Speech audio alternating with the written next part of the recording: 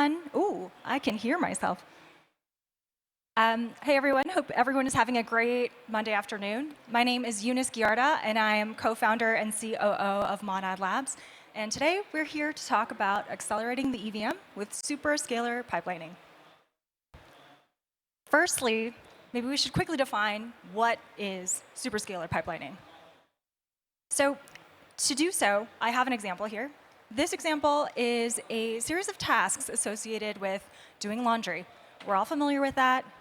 This is doing laundry without pipelining. Let's say that for whatever reason, you have accumulated just a ton of laundry. You're doing your linens, you're doing colors, you're doing whites.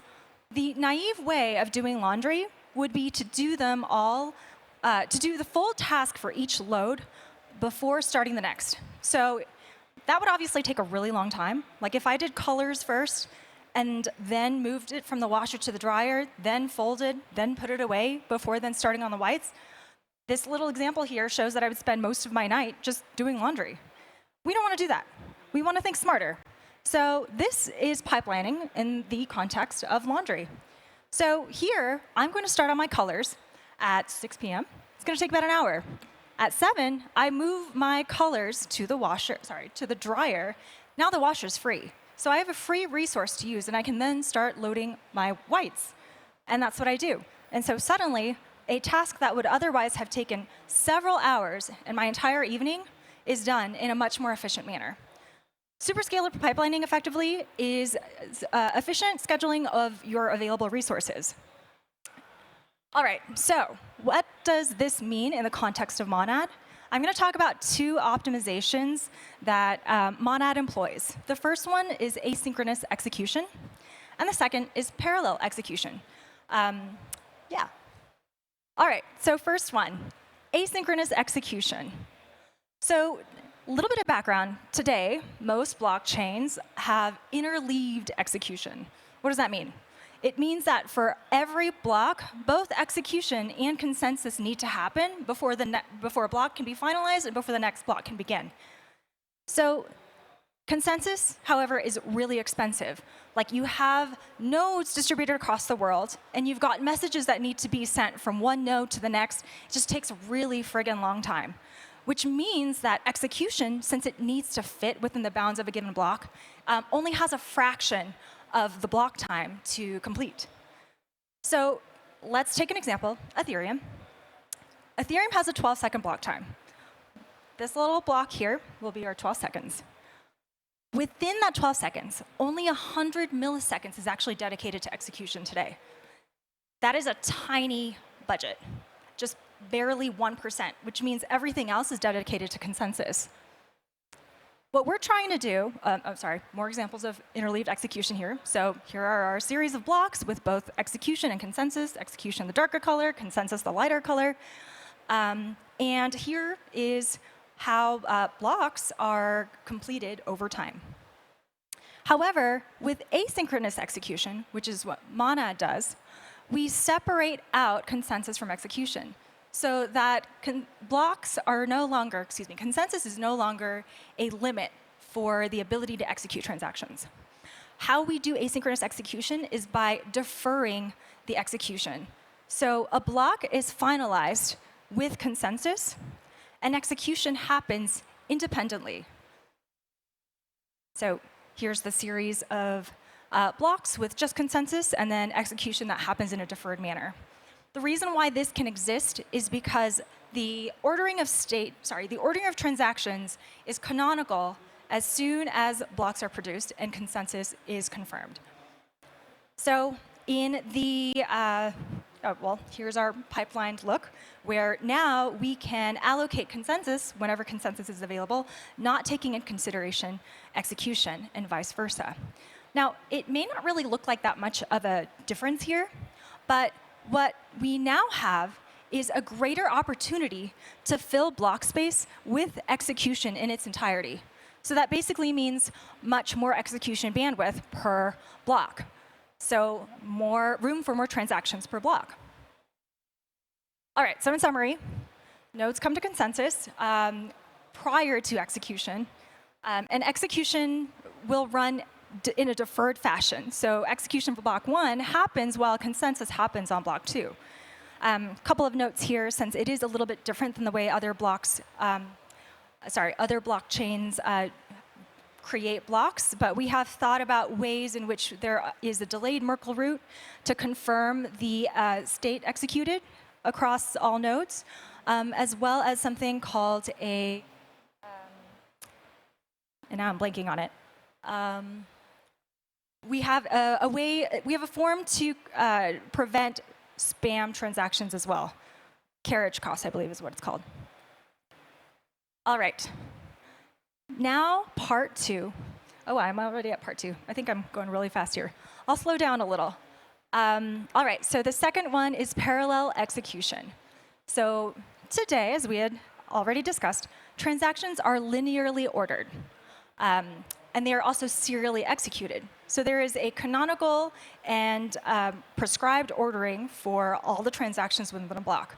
1 comes before 2, which comes before 3, so on and so forth. Which is fine, but as we had noted, it's a little bit inefficient. So the goal is, can we do this faster?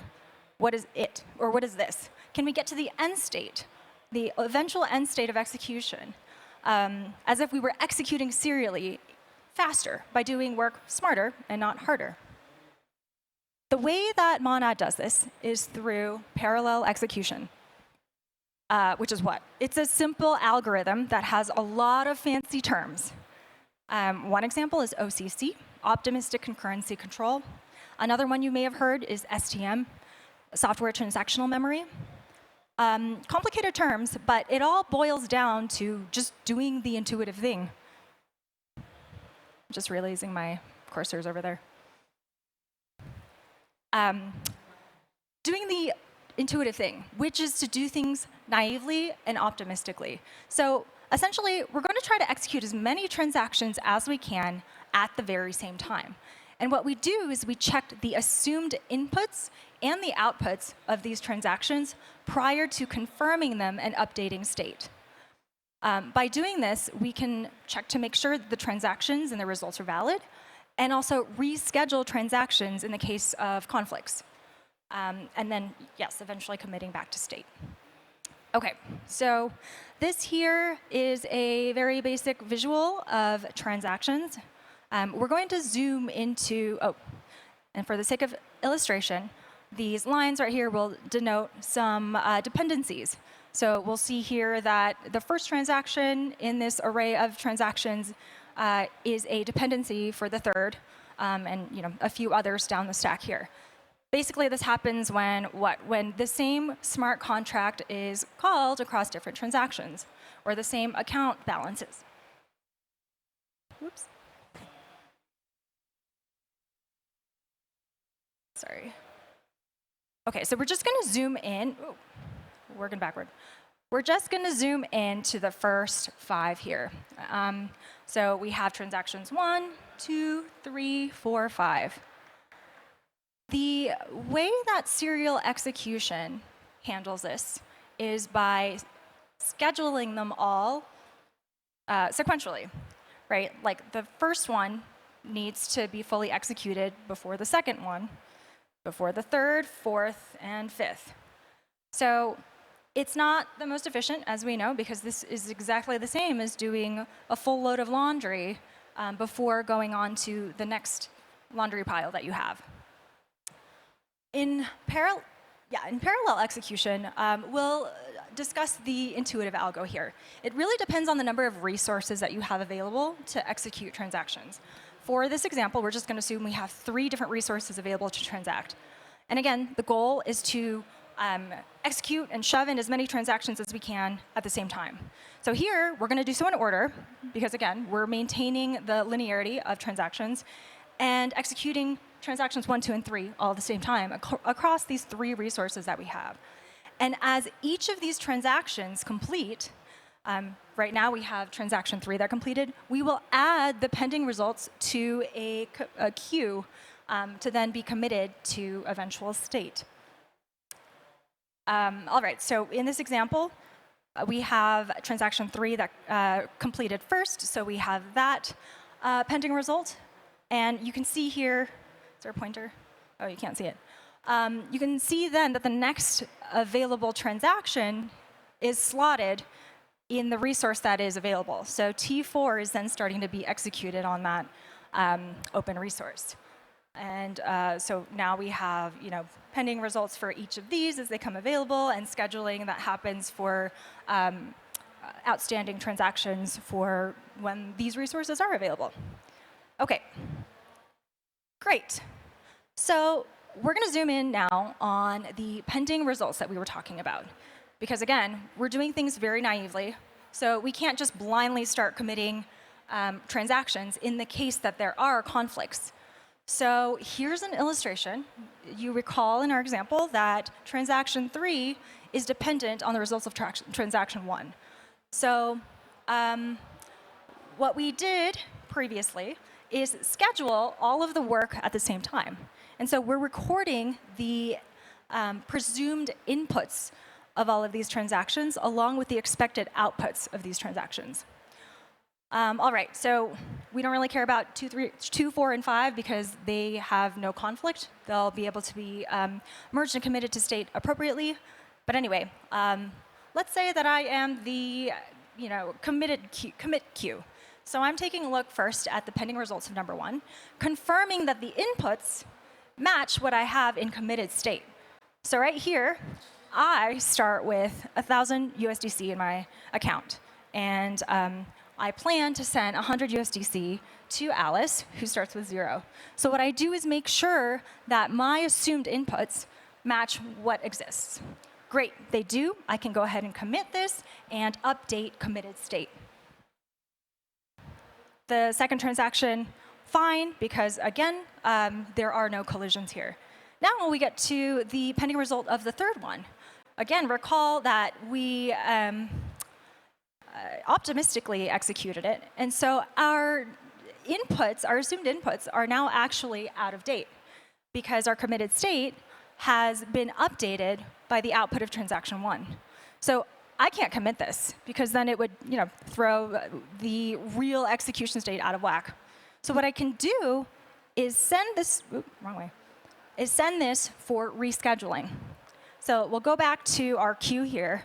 And now I am going to be rescheduling transaction 3 to the next available resource, which is the middle one right there.